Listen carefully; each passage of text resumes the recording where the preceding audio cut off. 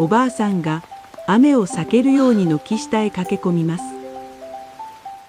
あらあら、すごい雨。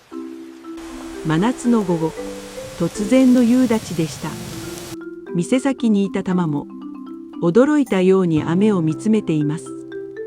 店のおばあちゃんが懐かしい顔に気づきました。あら、久しぶり。笑顔で声をかけます。雨が止むまでゆっくりしてってください。二人はありがとう。子供の頃からの幼なじみです。玉も二人の間にちょこん。あら、たまちゃんも雨宿りそうみたいね。おばあちゃんは冷たい麦茶を2つ持ってきました。3人は雨音を聞きながらしばらく外を眺めていました。なんだか昔を思い出すね。覚えてる？学校の帰りにこんな雨が降ったことを。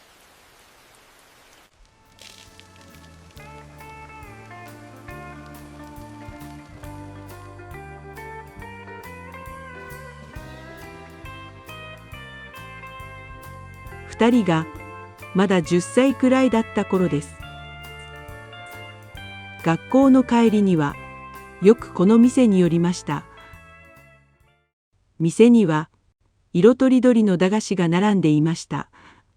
ラムネに飴、きなこ棒、そして初代玉もいました。少ないお小遣いを握りしめて、2人はいつも楽しそうにお菓子を選んでいました。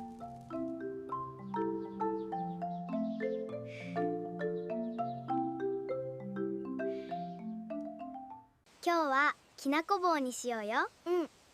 2人は1本ずつ買って店先で食べ始めました。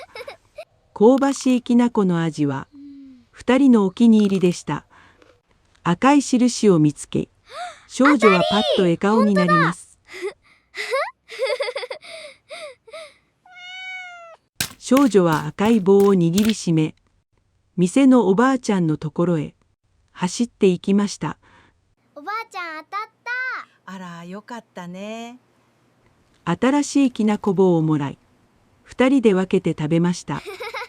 その時、突然激しい雨が降り始めました。2人は並んで雨を眺めました。初代の玉も2人のそばへやってきます。すると店のおばあちゃんが冷たいラムネを1本持ってきました。ほら、2人で飲みなさい。ありが2人はラムネを分けながら並んで雨を眺めました。あの日も初代の玉と一緒に雨宿りをしていました。そして今、同じ店先、同じような夏の夕立、あの2人の少女は今、玉とここに座っています。そういえば、あの頃も玉がいたね。いたね。2人は顔を見合わせ微笑みます。いつの間にか雨音が小さくなっていました。雲の間から夏の日差しが差し込みます。いつの間にか雨は上がっていました。あら、雨上がったみたいね。和子さんは立ち上がります。そして玉の頭をそっと撫でました。また来るね。いつでもおいでよ。2人は顔を見合わせ微笑みました。雨上がりの町にセミの声が戻ってきました。玉はいつもの場所に座っています。幸子さんもその隣に腰を下ろしました。あれから60年、変わらないのはあの日の思い出、夕立が連れてきた遠い夏の日の思い出でした。